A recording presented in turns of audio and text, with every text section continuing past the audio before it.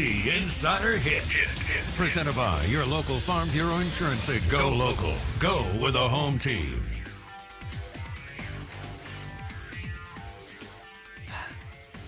I don't know when this happened. I just looked at Twitter for the first time in a while. Bob Nightingale? Okay. Joe Morgan, Hall of Famer, Cincinnati Reds, has passed away. Man, big red machine. What a player. And a phenomenal, I thought, announcer for ESPN, too. I mean, did a great job for years and years with several different partners. But Joe Morgan passes away. So, Hall of Famer for the Cincinnati Reds. Out of Bounds, ESPN 105.9 The Zone. We're streaming live on the Out of Bounds radio app. You can watch the show on YouTube. Search Out of Bounds Sports. We welcome in Brad Edwards, College Game Day on ESPN Radio. And Brad, did you? What was your reaction to the track meet Saturday night in Oxford, Mississippi? It was entertaining. I can't say that it was entirely unexpected. That game was not a whole lot different than I was thinking that it would be going in. I just thought Alabama would get like two more stops, and look, if you look at the number of times that Ole Miss improbably converted on, second and long, third and long, a few fourth down conversions, if Alabama gets two stops in there somewhere, like in the first three quarters, then you end up where Alabama's got about a 14-point cushion, and they keep going back and forth. And it feels a lot like last year's LSU Ole Miss game, right? I mean, that was the biggest difference. It's like at no point did you ever feel like Ole Miss's defense was going to get a stop. It was just a question of how long could they keep up and keep the pressure on where Alabama had no margin for error. And I think that's what made the game so exciting, is like, as much as you didn't believe Ole Miss could stop them, you know that it's football. You got an oblong-shaped ball where, it could take a funny bounce somewhere. And look, maybe there's a bad snap. Maybe, given Alabama's history, they miss an extra point, somewhere along the way. And then all of a sudden, like, everything's in doubt. So it was fun to watch if you have no vested interest in Alabama's long-term success based on how good their defense is. But I think if you're a fan of either team, it was probably very stressful. But I think still probably fun if you're an Ole Miss fan. It's just frustrating to see how far you have to go defensively. Brad Edwards on the Out of Bounds show. When you look at Lane's play calling and how good it is, and he's running a version of the Baylor offense, I think. And we already know that Kendall Briles, he doesn't have the personnel, but, man, he is scheming up some cool stuff against Auburn, against Mississippi State. I expect them to get slightly better every week, even though they don't have the talent yet. I mean, is it official, Brad? The Baylor offense has arrived in the SEC between Kendall Briles scheming up some people the last 2 weeks and what Kiffin and Levy are doing? Well, I think you could certainly make that argument, although what we're seeing is that there are a lot of different types of offenses that will work in the SEC right now, because nobody's playing good defense outside of Georgia. You can give Kentucky a lot of credit for what they did on Saturday, but Ole Miss obviously had a lot of success against that same defense the week before. Georgia is the one really good defense remaining in this conference, and it's not just the Baylor offense that's working, but I think it's an interesting combination that you have there of the Baylor scheme as far as what you're doing in game with the spreading out and the tempo and all that, combined with Lane Kiffin's mind and being able to kind of identify mismatches and weaknesses. And the reason I felt like Ole Miss was going to have a lot of success in this game is because he has weapons. I mean, he's got a really good quarterback. He's got some good receivers, good running backs, and then the tight end was the big one. But if you looked at Alabama's first two games, they had given up a ton to running backs and tight ends. So Patrick Surtain is a really good cover corner, and I think they've got a kid on the other side who's pretty good too. And so you figure that it's not likely that anyone's wideouts, or especially someone's number one wideout, is just going to go nuts on Bama. More than likely, you're going to do it by picking on linebackers and safeties, and especially some of the younger and less experienced linebackers and safeties. And Alabama has quite a few of those. So I felt like Kiffin, given everything that I know about him, would be able to look at Alabama and say, okay, these are the three guys right here that we're going to have a pretty easy time getting out of position or confusing them where they lose their assignment. And I think he pretty much did that consistently all game long, and that's why Ole Miss was able to keep scoring, and even when they had to have a big play, were able to get a guy wide open and get 15, 20 yards and keep a drive going. Kenny Yeboah, as you're referencing, gave them fits, Brad. I mean, from the start, I was on ESPN radio earlier in the day saying, watch for the tight end and the running backs in the passing game, because what I just told you, I mean, Kiffin's seen it the first 2 weeks, and he has, talented players at those positions that he's already been using. It's not like he was having to go to something that he hadn't used the first 2 weeks, So it was in some ways predictable, and certainly, raises a lot of questions about Alabama moving forward. I mean, to tell you the truth, Bo, I was really surprised when I saw Alabama come out as a 5-point favorite against Georgia, because given what we all witnessed on Saturday night, I'm thinking, man, Georgia's offense is playing well right now. I mean, I'm not going to say that they're as good as Alabama's offense, but the gap between the offenses isn't close to as big as the gap between the defenses of those two teams. Fair enough. And especially with there not being home field advantage at the same level as it has been in previous seasons, the fact the games in Tuscaloosa isn't as big of a deal. And I thought, that this is going to be a really tight number.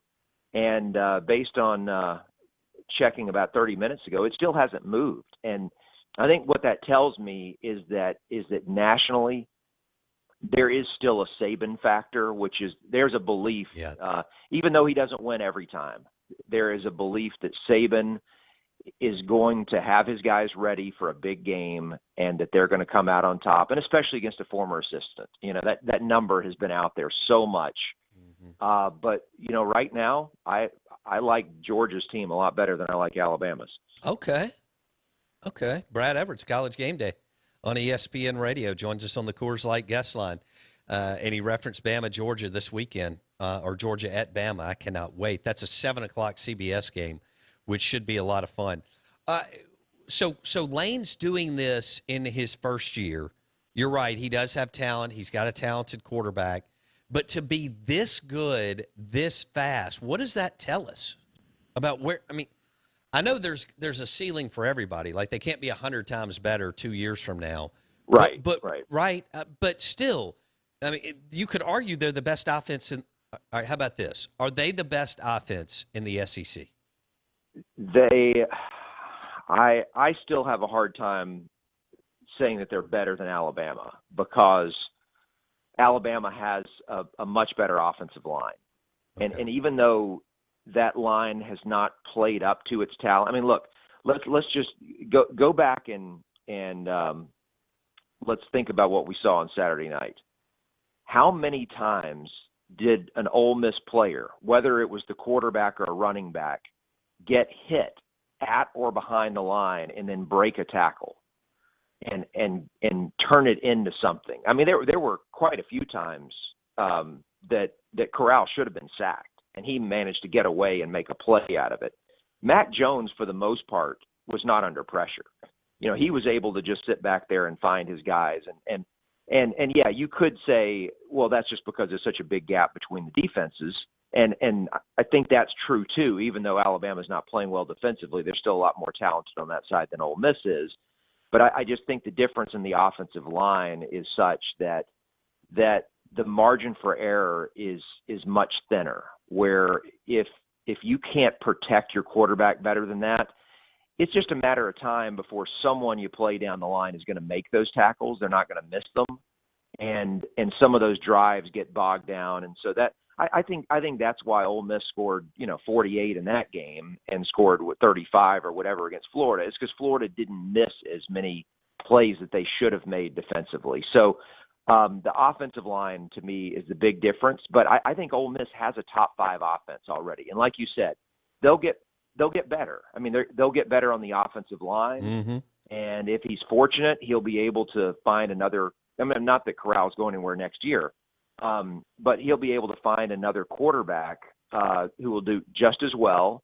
And this will be an exciting offense for as long as Kiffin is there.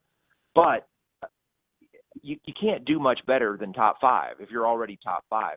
Where the improvement's going to come is on defense, and that's the question: is for Ole Miss to get better. It's not how much better can they get on offense.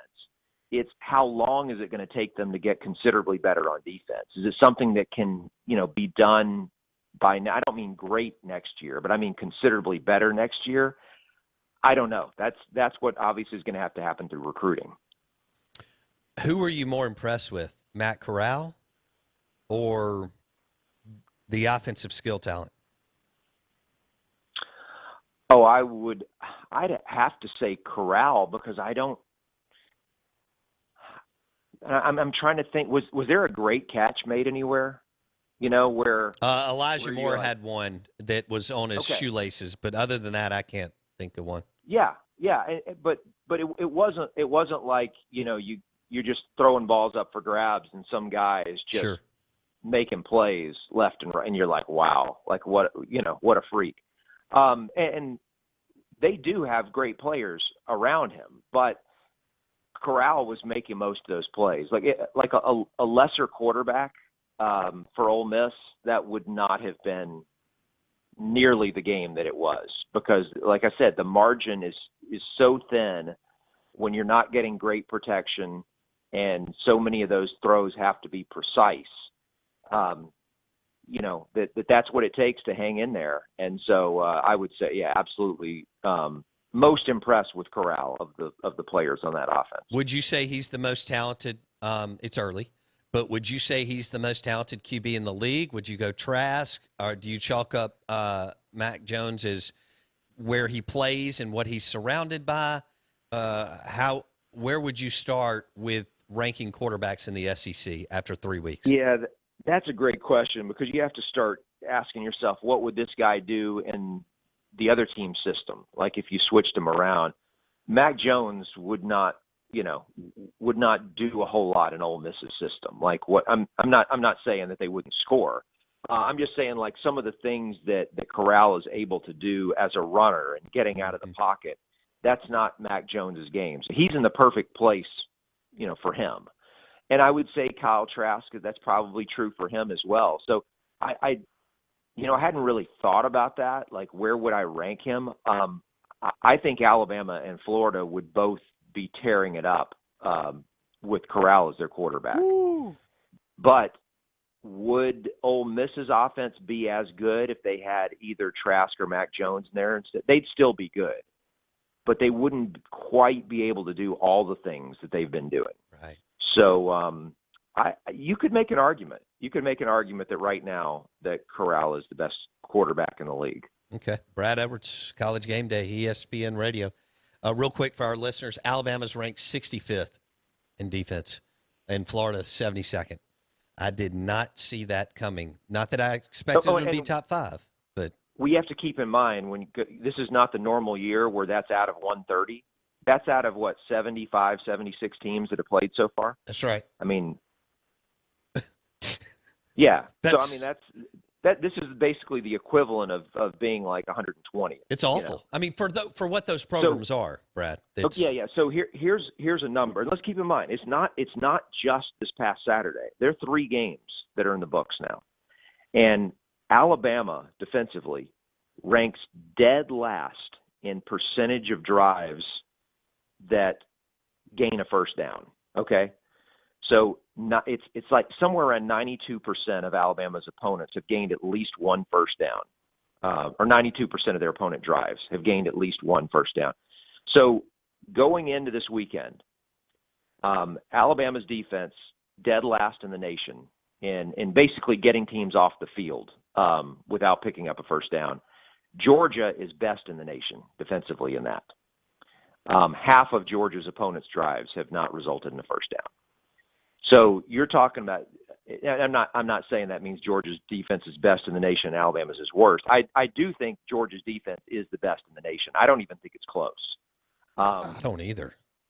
And I don't think Alabama's defense is the worst in the country, but they're not good, and they've got a lot of issues that they've got to figure out. What's going to help them, or what could help them this week, is that if Georgia is true to what it has been in recent years under Kirby and what it really appears to have been so far this year, they're not going to be as creative with the play calling as Ole Miss, and they're not going to scheme to try to get, this guy and this guy. No. Georgia believes it has the best players, and in this particular case, look, they're as good as Alabama talent-wise, and they're just going to go out and out-execute them.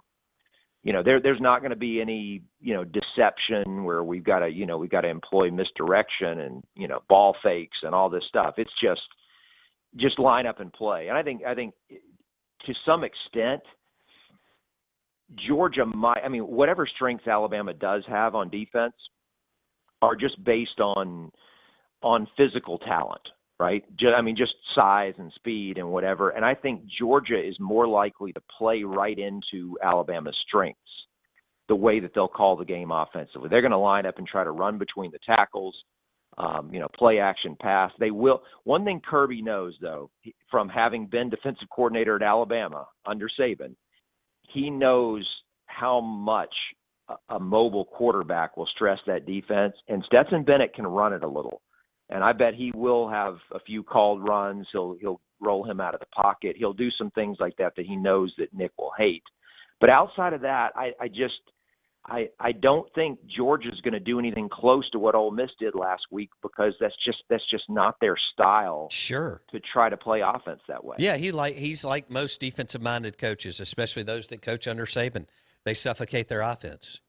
Smart, Pruitt, Muschamp. Yep. I just think there's a pattern. That's why the Lane train thing is so. First of all, I think Lane going to rehab with Saban was great, but I think him hiring Kendall Briles at Florida Atlantic just opened up a whole nother can of worms for him to play with as far as offense and whatever version of this Baylor, offense is that he's running. All right, let's switch gears. We've only got a few minutes here. Brad Edwards on the Coors Light guest line. I'll just let you have the floor. Mississippi State fans are, they don't think the air raid can work now, blah, blah. I'm not buying that yet. Here's why, Brad. As long as I've been in business, people that have a track record that have been successful and done it at certain places, most that you can't find on the map, I still want to give them the benefit of the doubt. I think LSU was fool's gold, and I think what people were saying in April and May that they don't have the personnel to run this yet is now coming to fruition or whatever. Yeah, but just your thoughts on Mike Leach and not scoring a point for the first time in 229 games offensively. Yeah, I think that what I was thinking about as I was watching that game on Saturday night is what I told you the time we talked after the LSU win, which is that my biggest surprise and my biggest question, coming into the season for them offensively was at receiver. And did they have enough guys who could consistently get open and catch balls? And they did it against LSU. They haven't really done it since then. And I think that was a big deal. And it's going to be moving forward. Now, so he doesn't have. I can't say he doesn't have SEC talent. He does have SEC talent, but he doesn't have great receivers out there. And so you figure he's going to get better guys. I still think Costello is a good quarterback. I know he's looked bad the last 2 weeks. So, he needs to be able to, continue to get good quarterbacks. And then it's just, like you said, you look at how long he's been doing this. And if the answer to his offense was just simply to rush 3, drop 8, then he would have been out of business in 2005. Right. Like he would have never done well enough at Texas Tech for Washington State to even be interested in hiring him, and he certainly wouldn't have continued to have success and had winning records year after year at places where you really just have a hard time getting players to come. So it's not as simple as it seems, but I think we also have to acknowledge that the level at which most schools in the SEC recruit, they're going to have better defensive talent than what he's been going up against in most games throughout his career in the Big 12 and the Pac-12. And so it's going to require some adjusting on his part, and I'm fascinated to see what he's going to do, because this is, I don't know if you've looked at it or if any of the writers who cover state or the SEC have looked at it, but I'm just thinking that over the course of his career, like, I'm doubting he's ever had a stretch where he's had 2 offensive touchdowns over the course of 2 games. Isn't that what it was? Two against Arkansas, and none last. Yeah. So, it's one thing to just have one bad game, but this is back-to-back games, and let's be honest, against 2 of the lesser talented defenses in the SEC, and no disrespect to Kentucky, but look, Florida has more talent on defense than Kentucky does. Kentucky's a better defense, okay, right? But Florida has more talent. So it's just a question of, guys being in the right spot and doing what they're coached to do. And Arkansas and Kentucky's guys have done that, and it shut down State. Oh, goodness. All right. They may go with the true freshman at QB, guy named Will Rogers. They played him a little bit Saturday night. We'll see. Yeah. And that could be even. I don't think it's the quarterback. I really don't. It's the offensive line. But we'll see. Okay. Blake, do you have a question? All right. Brad Edwards, College Game Day on ESPN Radio. Brad, we enjoyed it. Are you picking Georgia to win real quick? I'm torn. I'm torn on it because, like I said, I can see Georgia offensively playing right into, basically making it easy for Alabama. Oh, I think Kirby will do that. I think it's going to be a really good game like the last 2 times they met. We can only hope for that. All right, buddy. We appreciate it. Thanks, man. All right, take care. Brad Edwards, College Game Day, ESPN Radio, right here on the Coors Light guest line. It is National Gumbo Day. We talked about it a little earlier. Doesn't get any better than a fantastic bowl of gumbo and a cold beer. Don't forget about Parish Canebrake Brewing, or Parish Canebrake Beer. We want you to try it, see what you think. Gumbo at Drago Seafood Restaurant and Oyster Bar. It is fantastic. Right there on County Line Road, on the property of the Hilton Jackson, right across from Edwin Watts Golf Shop. National Gumbo Day. Grab a cup or a bowl from Drago Seafood Restaurant and Oyster Bar. We'll see you tomorrow. Don't forget about the podcast, Apple Podcasts. Search The Out of Bounds Show.